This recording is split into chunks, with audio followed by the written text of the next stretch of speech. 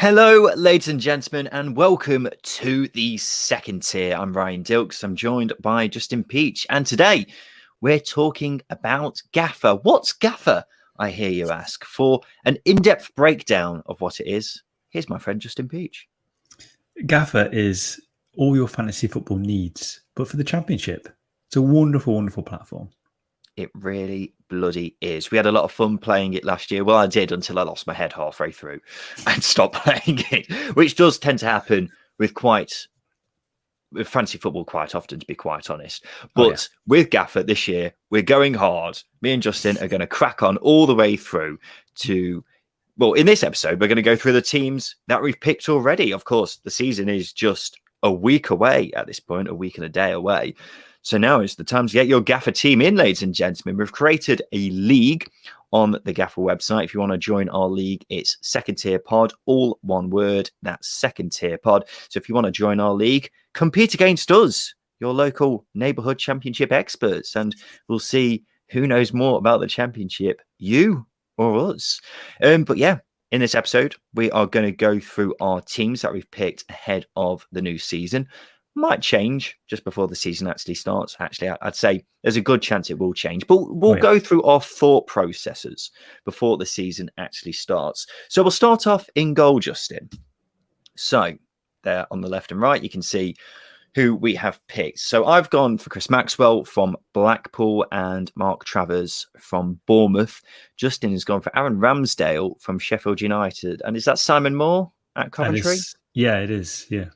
Yeah, okay. Justin, you could start. Why have you picked those two as your keepers? So I've gone with Aaron Ramsdale. Obviously, the might of Sheffield United coming down from the Premier League is always a good shout. As well as that, Sheffield United, when they're in Championship under Wilder, they kept a lot of clean sheets. They've got a very sturdy back four behind him, and Ramsdale, arguably coming down from the Premier League, will be one of the best shot stoppers. So there's plenty of bonus points up for grabs. On to Simon Moore. He's going to be first choice, I think, for Coventry this season. He's a cheap pickup, and that means that I'm allowed an extra £1 million elsewhere in the squad. So a bit tactical there. Yeah, I was looking at Simon Moore and assumed you just picked the cheapest keeper you could find. I don't know. Is Simon Moore definitely going to play, is he? Well, he's the experienced keeper, and he's a good pickup from Sheffield United. Obviously, he was released from them last season, so the assumption is he is going to play. But you never know. I mean, Coventry rotated their keepers quite often last season, and obviously, I think Morose is left. Yeah. I think Morose is left. So, is he? I didn't know that. There you go. There's a transfer that has completely passed me by. I avoided Ramsdale because obviously, while he is probably the best goalkeeper in the championship on paper, maybe Sam Johnston might have something to say about that. I'm not sure he's going to be there. So that's why I avoided him, because he has been linked with a move away. I think Arsenal are close, or definitely looking at him. So I avoided it, because one of the premises I go for in fantasy football is picking players that I know are definitely going to play. Hence why I've gone for Chris Maxwell and Mark Travers at Bournemouth. So I'll start with Travers because he's the one who I'm quite keen on. So Asmir Begovic has gone from Bournemouth now. We all know that. And that means it's time for Travers to step up. He was playing quite a bit, actually, when in Bournemouth in the Premier League, weren't they? Mm-hmm. But then when Begovic came back into the fold at Bournemouth, that meant he had to take, a back seat at Bournemouth. But now he is the man. He's just a young goalkeeper. He impressed massively when he was playing for Bournemouth in the Premier League. And now this is his time. Bournemouth aren't going to concede many goals. They're going to be one of the most solid sides at the back in the Championship next season. And Travers is more than capable of pulling off some worldy saves in the process. So that's why I picked him. And I thought £5 million as well for a keeper who's going to be playing regularly for one of the top sides in the division. I thought that was a pretty obvious pick, really. The other one I've gone for is Maxwell. Why don't you go on, Justin? I was going to say, hang on. You can criticise mine in a sec. I was going to praise it. Well, hang on. You can praise it in a sec. Go through mine first. I've gone for Maxwell at Blackpool, and the reason for that is because Blackpool were very solid defensively in League One last season. They conceded the fewest goals in League One. And I think that is going to be what they're relying upon this season if they've got any chance of staying up, being defensively solid at the back. The other thing is, if that's not necessarily the case and Blackpool are leaking chances, Maxwell was phenomenal last season for winning points on his own. He's one of those goalkeepers who, when, the tide's against them, he'll be there as the last line of defence, just pulling off reflex saves all over the places. So he could get some bonus points in that case as well. So I quite fancy those two as my cheap but decent picks at the back. What do you think, Justin? Well, I was going to say that Mark Travers, he started last season, but he had a disaster in goal in the first game of the season and he was dropped for Begovic. But he did score a goal for the under-23s. So it's all points. There you go. I like Chris Maxwell as an option, but I always get a bit nervous with teams coming up from League One because they can leak goals. But he is a very good goalkeeper. But I think you get your money's worth when you spend a bit on goalkeepers in fantasy football. I was looking at some of the top goalkeepers though, and I just wasn't sure how many of them are necessarily 100% going to start. Like Samba, for example, at Forest, they've obviously brought in the new lad, Horvath, in now. And I'm just not 100% he's going to start. Sam Johnston, can't guarantee he's going to be there come the start of the season. And then West Brom, it's a coin flip at this point between Button and Palmer as to who's going to be the number one choice keeper. So yeah. I was looking at some of the top ones and none of them particularly stood out for me. So yeah, I went for these two because I think they're both the settled number ones at their respective clubs and will get a lot of points for the amount of money you're spending. Right, Justin, we'll move on. I don't want to spend as much time as we have done on two players for both our sides. So we'll fly through these. These are our defenders that we've gone for. I've cut yours off a bit there, Justin. I can only apologise. Standard. But my back five is Aidan Flint, Sam McCallum, Harry Souttar, Darnell Furlong, and Jack Stacey. That's Cardiff, QPR, Stoke, West Brom, and Bournemouth. Justin, you've got Joe Worrell, Scott McKenna, Mark Boller, Dan Ballard. Is that right? Yeah. And who's the other one? Is it Clark Adore? It is, yeah. Yeah. So why have you picked them? You've gone for 3 5.5s in your back line. Yes. Worrell, McKenna are playing under Chris Hughton, and they still haven't bought a striker, which tells me they're going to be very defensively sound next season. And they had the best defensive record in the bottom half. They had the best defensive record outside the top 6 last season. I think that's right. McKenna is coming back to fitness, so that's a big win. He's a very good defender. Mark Bowler playing under Neil Warnock. We know the start Borough had last season defensively. I think they'll repeat that again. Dan Ballard. Millwall defenders are always good for clean sheets. Always good for not conceding too many goals. And Dan Ballard he was very good at Hull last season, and he's got the opportunity to step up this season. Blackpool, yeah, my bad. And Clark Odeur is an interesting one because Callum Styles is moving into central midfield, which means there's a slot at left wing back open for Barnsley, and I think Clark Odeur is going to pick that up, and he's a cheap option as well. That does make sense. I tell you what, the Forest picks I just hadn't considered, but that does also make sense because you do get bonus points for your defenders playing very well. And when you talk about Joe Worrell, you're probably talking about one of the best defenders in the Championship, aren't you? Questions over whether he's still going to be there next season? God, who knows? But with a Chris Hughton team, you're absolutely right. You are going to get points if you pick their defenders and they play every week. So you may have persuaded me a bit to maybe put a Forest defender in there. I've gone for a pretty mixed team in terms of prices. Aidan Flint was one that I looked at and thought 5 million. That's a good price because Cardiff are under Mick McCarthy. They're a side that aren't going to concede many goals this season. And Morrison and Nelson were more expensive than Flint, I think, off the top of my head. While Aidan Flint will play pretty much every game, I'm assuming, because he did ever since Mick McCarthy came in. And he has got that added threat at set pieces that we all know he's got. And Cardiff are very reliant on set pieces. So he could be a quality buy at 5 million in terms of attacking threat, but also defensively picking up points as well. Sam McCallum is one I'm picking out as one that other Gaffr players should really think about, because he got forward a lot for Coventry last season. And in this QPR team, who me and Justin have a sneaky feeling will do quite well next season, I think he'll get forward a lot again. And for 4.5 million, it's a steal. It is a steal. Have I persuaded you to get him in your team? You might have, to be honest with you. I didn't consider or didn't see Sam McCallum when I was picking my choices, but yeah, that's a very tidy pick. Yeah, he's one I would strongly recommend to any other Gaffr players. Harry Souttar, tallest defender in the league, maybe even tallest player in the league, I think, off the top of my head. He'll score a few goals next season, and for 5 million in a fairly solid Stoke side, yeah, makes sense. Donnell Furlong, I really wanted a West Brom defender in there. And the rest of the West Brom defenders, I wasn't 100% certain are actually going to play next season. So Furlong is one that I'm the most certain about playing. For 6 million, though, he doesn't get forward very often. So that's one I'm considering taking out.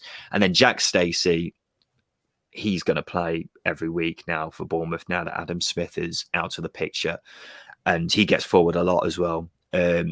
Again, playing in a Bournemouth side who I don't see conceding many goals next season. He gets forward a lot, will get points both defensively and at the back. So in summary, Sam McCallum, I strongly recommend to other Gaffr players. Aidan Flint is another one I recommend, not as strongly as McCallum, but I recommend. Darnell Furlong, one that I might change my mind on considering how expensive he is. Your thoughts, Justin? I thought Adam Smith signed a new deal for Bournemouth. Am I wrong there? I don't think so. Maybe he has, but I think Jack Stacey's going to play loads anyway. I think he's a better player going forward, so he's going to bag points there. Darnell Furlong, £6 million is quite a hefty amount for a defender that doesn't contribute too much going forwards. And obviously defensively, you're relying on the whole unit of the back four, the back five, or whatever, doing well to get those clean sheet points. So I think that's quite a risk bringing him in. Yeah, he might be one who I take out for a Forest defender. We'll see. Who knows? Right, let's move on to the midfield, Justin. This is interesting because we've gone very different routes here. Have we even got one player the same? We haven't. No. Very interesting. I'll start, shall I? So I've gone for Ben Osborne, Chris Willock, Jed Wallace, Malik Wilkes, and Alex Mowat from Sheffield United, QPR, Millwall, Hull, and West Brom, respectively. You've gone for Harry Wilson, Emiliano Marcondes, Nick Powell, Elias Chair, and Johnson. Who's that? It's Daniel Johnson. Oh, okay. Right. I couldn't tell because of the kit. Okay, then. What's your thinking there? Johnson's the one that's interesting for me because can you guarantee he's going to be playing every week for Preston? Oh, come on. Surely he is because I'm sure he's he's going to start at number 10. And he's a goal threat for Preston. And he's a penalty merchant. He's a penalty merchant. Yeah, and he's scored a lot of goals for Preston over the past couple of years. And obviously signed a new deal. Very important player for Preston. Obviously, Izzy Brown's injured for the season. So, again, that number 10 slot's going to be open or a midfield slot's going to be open. So, yeah, I think he will play quite often. He's not really one of my first choices, but if I'm being honest, he's in there because of penalties. That makes sense. I'm not certain he's going to play every game next season. But I could be wrong. Who knows? Elias Chair, what are you thinking? He creates chances, and he's got Charlie Austin, who is going to put those chances away. And Lyndon Dykes was in fantastic form last season. One of the issues was for Elias Chair was they weren't putting too many of the chances away. So if we're going to get technical, his XG for assists was quite high, but the output was quite low in the end. But his numbers are going to improve mainly because he's got better players around him. Yeah, I think in the first half of the season he created the most chances but didn't have an assist. Yeah, which is it's of no fault of his own. Yeah. They weren't finishing off chances at QPR in the first half of last season. But Charlie Austin, you're right, he will finish off those chances. I did have Elias Chair in my team initially, but I took him out for Chris Willock because I expect him to get a similar amount of points, maybe not as many, but you won't be far off, and he's cheaper. So that's why I put in Chris Willock instead, because they play in very similar positions. Nick Powell was another one I had in my team, but I took him out. Why have you got Powell in? I actually love Nick Powell. I think he's a great player. I think he's underrated as well, criminally underrated, because for the past however many seasons, he's hit double figures. If it wasn't for him last season, Stoke would have been a lot further down the table. He scores goals. He scores all types of goals.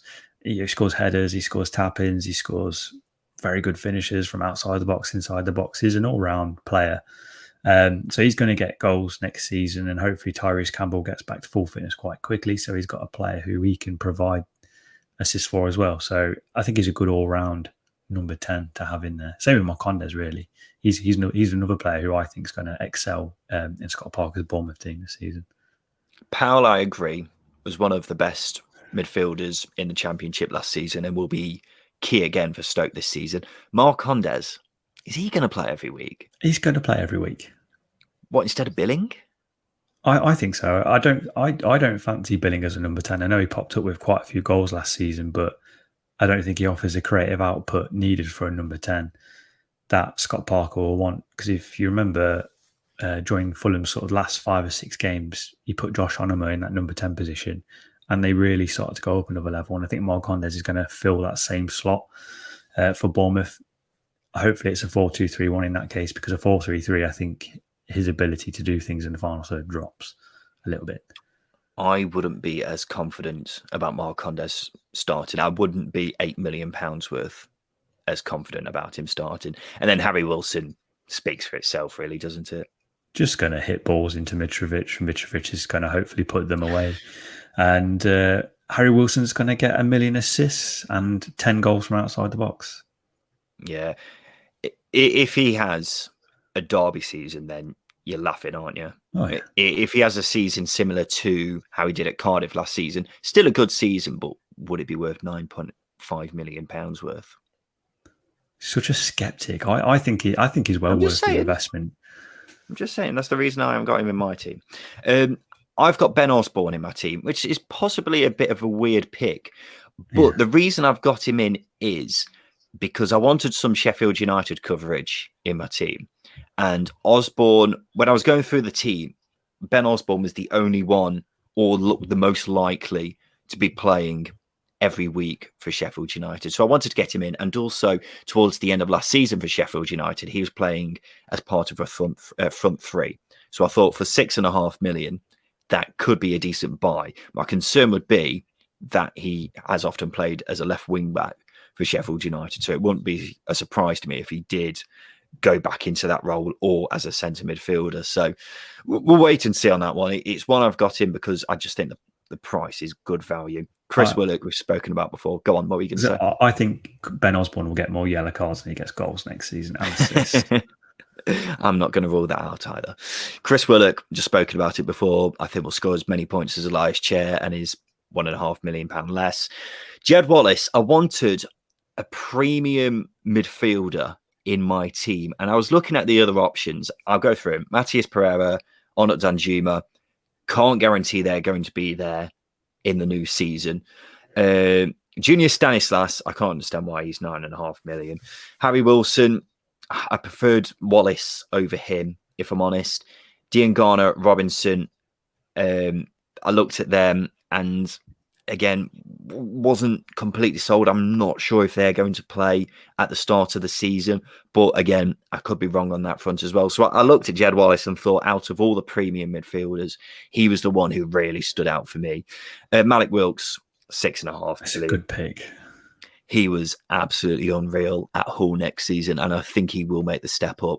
So £6.5 million for him. He could prove to be a really good bit of value. And then Alex Mowat, best centre midfielder in the Championship last season. £8.5 million is going to be key to everything West Brom do. I think it's a bit of a risk because what I've done is I've tried to guarantee myself goals and assists in the final third, whereas I don't think Mowat will operate as further forward for West Brom as he did for Barnsley. No. He won't operate very far forward, million, but it will get performance points, won't he? Because, I mean, it's Alex Mowat. He is class. I remain a skeptic. Mainly because I just don't think he will get as many goals and assists as he did for Barnsley last season. And it's the same with Mike Wilkes, really. Is he going to step up? Because he's had a chance at championship level already. Didn't quite work out for him at Barnsley. And with Hull, it's arguably going to be a bit more tricky, I think. I think with Hull, he's had that season last season where he's managed to get to grips and show what he's really about. And now he's part of a system that caters to him. And he's one who I look at, and I would recommend him to any Gaffr fans who aren't particularly knowledgeable about the Championship. Finally, Justin, our forward options. Very interesting indeed. Very similar, actually. We've agreed on 2 out of the 3, which is Kiefer Moore at Cardiff, Johnson Clark-Harris at Peterborough. I've gone for Alexander Mitrovic from Fulham, and you've gone for Ian Brewster at Sheffield United. Kiefer Moore makes sense, doesn't he? I can definitely see him building upon the season that he had last season at Cardiff, where he had a very good season. I think he got 20 goals in the end, didn't he? Yeah. I could definitely see him getting 20 plus again this season. So he'd be a strong recommendation for me. Johnson Clark-Harris was the first person I put in my team because I thought he might be cheap.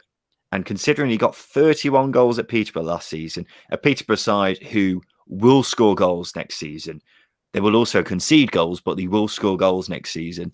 He's going to be key to that. For 6 million, you won't find better value in the whole of Gaffr, I don't think. So he's another strong recommendation from me. Would you agree with that? No, absolutely. That's obviously why I've put him in. He's a player who plays with his back to goal for Peterborough, which is good because if, for example, Jack Marriott playing alongside him, there's potential to pick up assists there as well. The only caveat with Johnson Clark-Harris is I don't think he's played any preseason games. So he might not be fit enough to start the season. Hopefully he is, because in a Peterborough side, he's going to score goals. And Kiefer Moore, we're basically a Kiefer Moore fan podcast, aren't we? Let's be honest. Yeah, definitely. Clark-Harris will be one to monitor in that case. I went for Mitrovic because out of the premium strikers, he seemed to make the most sense. It looks like he is going to be back in the fold at Fulham. He wasn't favoured by Scott Parker at all in the Premier League.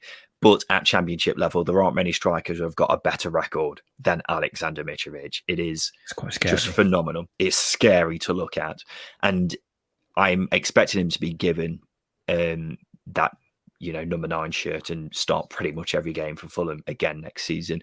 And considering a lot of people are expecting Fulham to be fighting for automatic promotion, you'd expect them to score a lot of goals, and Mitrovic will be central to all of that. Why have you gone for Brewster? Okay, it didn't work out for him last season. In fact, he was probably one of the biggest flops in terms of fees paid and output for Sheffield United in the Premier League. But Ian Brewster is a player with a point to prove. He's a player who, at Championship level, we know what he can do because he did it with Swansea. His goal record at Swansea was just disgustingly good. One-touch finishes, the type of goals he scored as well were brilliant. I think he's going to be a key player because another thing for that lineup is Lys Mousset isn't consistently fit enough. Billy Sharp's getting a bit older. David McGoldrick's a different type of player. Ollie McBurney is a good player at Championship level, but after a couple of seasons he's had, is he going to score all the goals? I think the main man is going to be Ian Brewster, and I think Jokanovic is going to get the best out of him because what is Jokanovic? He's an attacking-minded coach, which, okay, Sheffield United have had that sort of mentality, but not in the same way Jokanovic will bring. And I just think that's going to mean Brewster's going to score dozens? That's a lot of goals.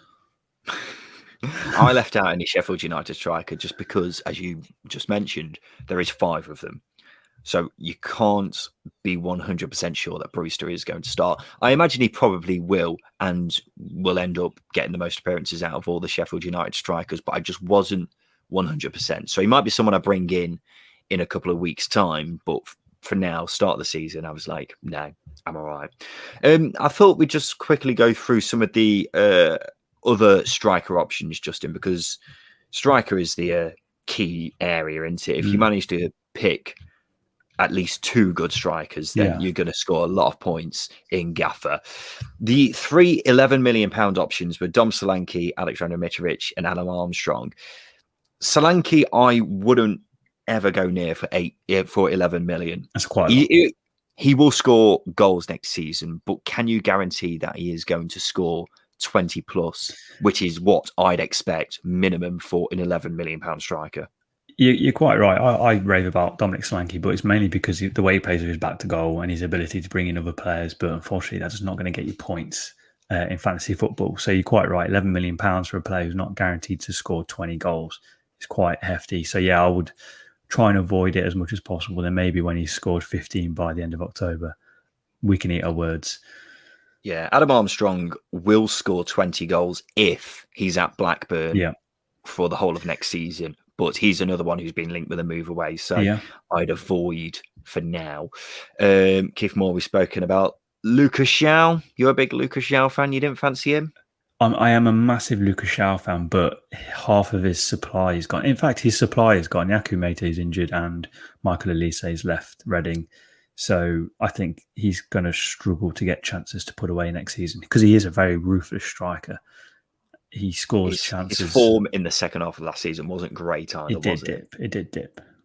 Yeah, for 10 million, that's another one I'd avoid. Carlin Grant is one I'm keeping an eye on. For 9.5 million, I'm waiting to see if he plays every week for West Brom up front, because if he is, then he's one I could definitely be getting in because I really fancy West Brom to go very well next season. I'm just not sure who's going to start out of Carlin Grant and Callum Robinson. McBurney, McGoldrick, we just mentioned. Charlie Austin, you tempted by Charlie Austin at all? I was tempted, but I just sometimes I feel like with players who come in January and have a good run of form, it's quite hard for them to follow that up. I don't think he'll be as good as he was. I think he will still hit double figures, but not in the way that you need in a team like this, or in a team like this in fantasy football. Yeah, I was kind of put off by the price. I think I agree with you that Austin will score goals next season, but for 9 million, I'm looking towards someone who I have a cheeky fancy could get at least 20. Yeah. And I'm not 100% certain Charlie Austin will. I think the goals might be shared around quite a bit in this QPR team. And Justin, that's just about it. Just before we end, actually, I've mentioned two players as strong recommendations for my fantasy team, that being Sam McCallum at QPR and Johnson Clark-Harris from Peterborough. Are there any in your team who you'd have down as strong recommendations? I would put Elias Chair down as a strong recommendation, not only because he's 7.5 million, so he's cheaper than the likes of Nick Powell and Mark Andes, who aren't those premium type midfielders, but he is going to create chances for Lyndon Dykes and Charlie Austin. So I'd absolutely put him down as a strong recommendation. And maybe Mark Bowler, actually, for Borough. Mainly because of Neil Warnock's defensive record last season. I think they conceded the least amount of goals in the first 10 games of the season. Mark Bowler was pivotal to that. He can play left back. He can play centre back. He'll probably be part of a back three. He's going to get clean sheets. He's a good defender and he will get forward at times as well. So I would venture towards Mark Bowler. Fair play. Well, ladies and gentlemen, this has been our Gaffr teams for the new season. Reminder, if you want to join our Gaffr Fantasy League, then the code is secondtierpod, all one word.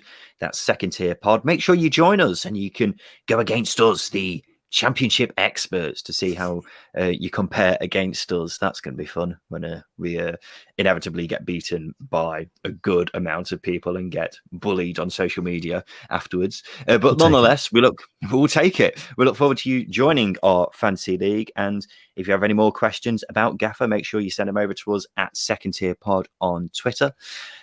Otherwise, this has been the Second Tier. These have been our Gaffr teams, and we'll be back again very soon.